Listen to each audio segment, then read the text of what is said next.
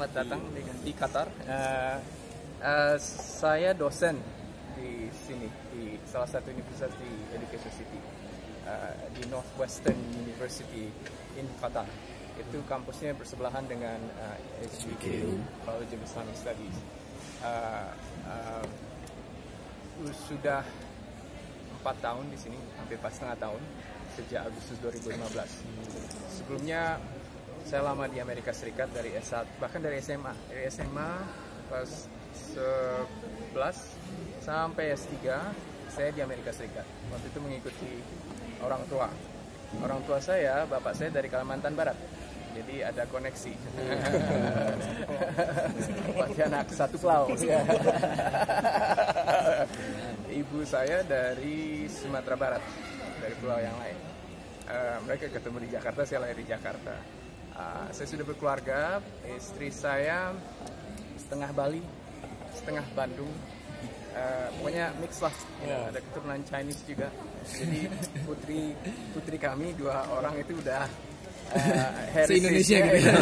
Masih bisa ada satu sebut. Betul. Orang apa? Minang bukan. Orang Kalimantan Barat enggak. Nah, bukan lucunya, tapi menariknya begini, walaupun ayah saya lahir dan besar di Ketapang, satu kabupaten di Kalimantan Baratnya, menurut beliau sebenarnya darahnya itu lebih bercabang lagi, bukan asli orang Melayu sana. Tapi katanya ada ibunya, jadi nenek saya keturunan Bugis. Nah, koneksi dengan biasa. Bapaknya, kakeknya dan sebagainya katanya bisa ditelusuri datang dari Hadramutnya. Makanya last name saya itu Moksin. Itu sebenarnya nama akhir surname kakek saya. Ya kurang lebih begitu. Saya mengajar di kalau di Northwestern University kita bilangnya program, bukan departemen atau fakulti ya, di program Liberal Arts. Liberal Arts itu suatu departemen atau program yang isinya dosen-dosen dari berbagai cabang ilmu. Jadi ada dosen sosiologi di sana, dosen ilmu politik, dosen sejarah, dosen ilmu agama, termasuk saya, dosen Science and Technology Studies, itu area saya. S1 S2 saya teknik mesin dari Amerika Serikat, waktu itu di kota New York, namanya City College of New York. Saya sempat kerja jadi insinyur cukup lama, 6 tahun, tapi terus bosan kerja jadi tukang insinyur. Akhirnya karena ingin tahu lebih mendalam mengenai perkembangan teknologi, ketemu disiplin ini yang baru, kurang lebih baru, walaupun di Amerika Serikat, di Indonesia belum ada sayangnya, walaupun di negara-negara tetangga sudah mulai ada seperti di Malaysia dan Singapura. Akhirnya saya berhenti kerja dan memutuskan untuk kuliah full time S3. Nah, di Amerika Serikat, ini sekedar memberi informasi aja ke kalian. Kalau kalian ingin belajar ke jenjang S3, itu bisa dapat beasiswa penuh. Sama seperti yang baru dapat sekarang ini misalnya. Tidak perlu bayar SPP dan bahkan dapat stipend. Banyak program, tidak semuanya. Dan ada beberapa program yang di taraf S2 pun bisa dapat beasiswa penuh. Jadi kalau kalian ingin melanjutkan pendidikan kalian nantinya, jangan nunggu beasiswa dari pemerintah. Cari tempat yang lain. Saya ada banyak sumber-sumber buku-buku yang bisa saya share gitu loh mengenai hal ini. Gak banyak yang tahu, dan gak banyak orang Indonesia juga jadinya yang mencoba mencari beasiswa ini. Jadinya kebanyakan masih diambil, kesempatan ini masih diambil oleh bangsa-bangsa seperti dari India, dari Cina, dan lain sebagainya, Nepal, Thailand bahkan gitu katanya. Jadi ada cara. S3 saya di Cornell University, itu di upstate, di negara bagian New York, di bagian atasnya gitu. Dan setelah 8 tahun di sana kuliah, 1 tahun namanya postdoctoral, S3. Jadi setelah menyelesaikan S3 tuh kebanyakan tempat di luar negeri itu tidak langsung bekerja necessarily, dan tidak selalu diserap oleh institusi tempat dia belajar S1 misalnya. Bahkan disarankan untuk kuliah cari tempat lain, bukan di tempat institusi dia belajar. Saya dapat pekerjaan di sini. Saya salah satu dari 2 dosen Indonesia yang ada di sini. Satunya lagi mengajar di Texas A&M University. Namanya Pak Albert, Petroleum Engineering. Baru 2 kita. Proporsi mahasiswa-mahasiswi kita di Qatar, ataupun di dunia lah sebenarnya, dan dosen-dosen kita yang mengajar di luar, sayangnya masih lebih kecil dibanding jumlah penduduk kita yang 250-an juta. Representatif. Nggak underrepresented jadinya gitu. Jadi saya senang sekali melihat kalian datang sini kuliah gitu, datang belajar yang rutin di QU memang saya tahu belajar bahasa Arab dikirim sama Gontor biasanya, tapi sesudah itu kembali kan ya. Kalau bisa coba aja nanti cari kesempatan lagi kuliah di sini, banyak insyaallah banyak. Waalaikumsalam. Ini baru perkenalan dulu. 2 hal lagi singkat yang ingin saya share dengan kalian. Jadi apa sih STS itu, Science and Technology Studies? Itu menelaah tadi sempat saya sudah cerita, perkembangan teknologi dan perkembangan sains dalam konteksnya yang lebih luas. Dilihat kondisi sosiopolitik masyarakatnya gitu kan ya. Disertasi saya itu mengkaji program kelistrikan di Indonesia dari merdeka sampai akhir zaman Orde Baru. Apa saja tantangannya, motivasi pemerintah kita melistriki desa, dan landasan yang dipakai. Kenapa misalnya Filipina yang juga negara kepulauan di Asia Tenggara itu kelistrikannya bisa lebih cepat terselesaikan dibanding kita. Walaupun memang luasnya lebih kecil kan, tapi negara kepulauan sama. Nah itu ada penjelasannya, dan itu saya coba menjelaskan.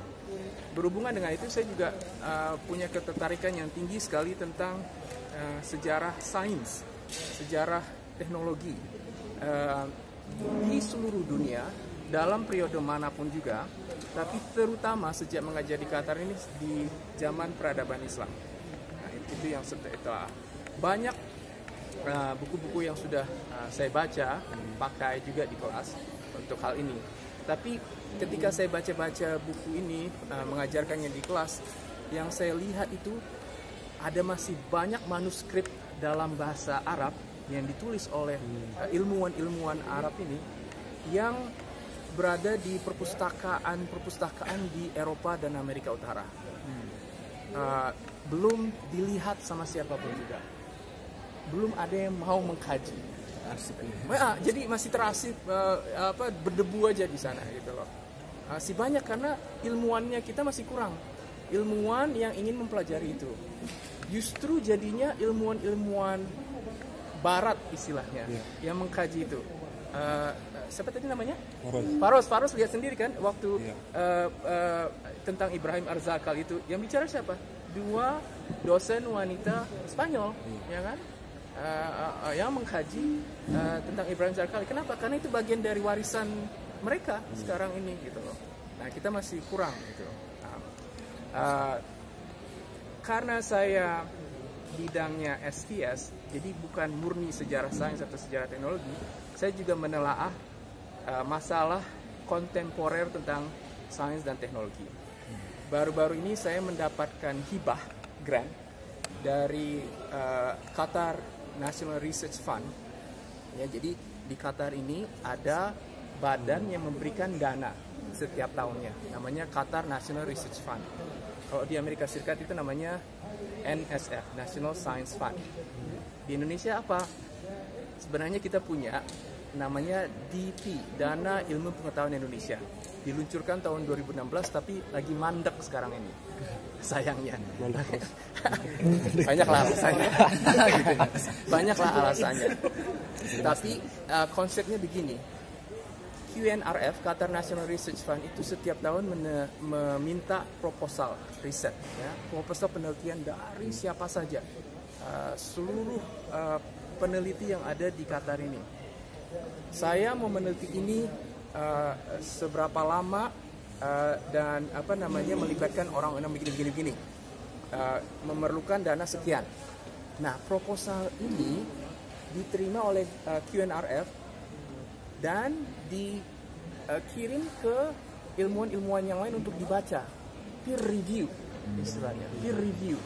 Jadi bukan pemerintah Qatar yang melihat, bukan birokrat Qatar yang melihat, ilmuwan-ilmuwan kompeten lainnya yang melihat dan menilai, oh proposal ini bagus, oke danai, oh proposal ini kurang bagus, kurang ini, mungkin nggak perlu didanai saat ini. Jadi barusan ini dua kolega saya dan saya mengajukan proposal ke QNRF untuk meneliti tentang science journalism di Qatar, jurnalisme sains di Qatar. Kami minta uang hampir 400.000 US dollar dan alhamdulillah dikasih. Ya, itu proyek besar kami ke depannya, alhamdulillah. Dan proyek ini berlangsung secara berkala. Saya pernah juga mengirim proposal ke QNRF namanya URAP, Undergraduate Research Experience Program. Mungkin di HBKU, kalian yang kuliah di HBKU atau di Carnegie Mellon kan ya, tanya profesornya, ada mengajukan proposal nggak namanya URAP. Kalau ada, coba tanya bisa nggak ikut. Karena saya pernah dapat itu 15.000 US dollar merekrut 3 mahasiswi meneliti tentang public understanding of science. Jadi 3 mahasiswa ini saya latih dalam melakukan riset dan mereka dapat stipend. Berapa stipendnya? 1.500 dolar. Dan mendapat juga dana, uang untuk pergi ke konferensi di mana saja mereka mau untuk mempresentasikan hasil riset kami. Hotel, pesawat dibayar. Ya, banyak istilahnya. Jadi kesempatan yang baik yang bisa kalian cari di sini. Saya ingin sekali share itu karena ingin juga melihat mahasiswa-mahasiswa Indonesia mendapatkan kesempatan seperti ini gitu. Jadi URAP sama NPRP, QNRF kan, gitu. Oke, udah lebih dari yang saya rencanain tadinya.